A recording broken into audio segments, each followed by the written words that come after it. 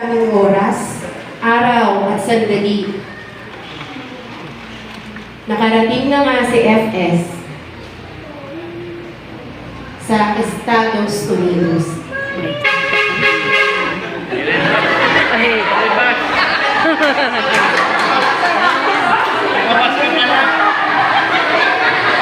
Grabe naman, ang init sa Manila, makapag-US nga ako.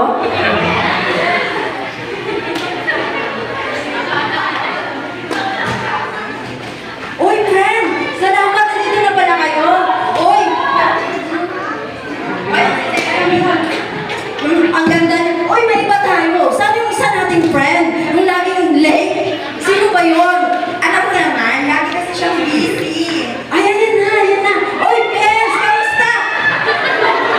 Ay, ang sexy mo na, ha? Uy, siguro, tiba-tiba ka na yun, no?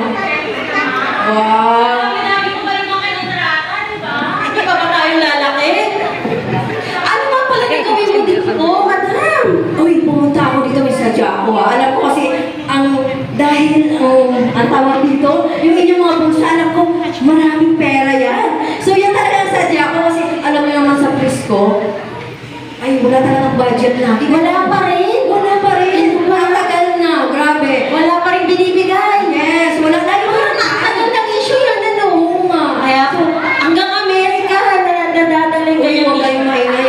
Atin lang to ha. Baka maging maritis tayo. Alam mo, lagi mo ng pundo. Tapos kailangan kong magsulisit. So, kaya naisip ko kayong tatlo kasi alam ko. Okay lang yan, madam. Ano mo naman yan, talent mo naman yan, pagsusulisit. Yes. Yan ako magaling eh. Oo, pala sa ako dito.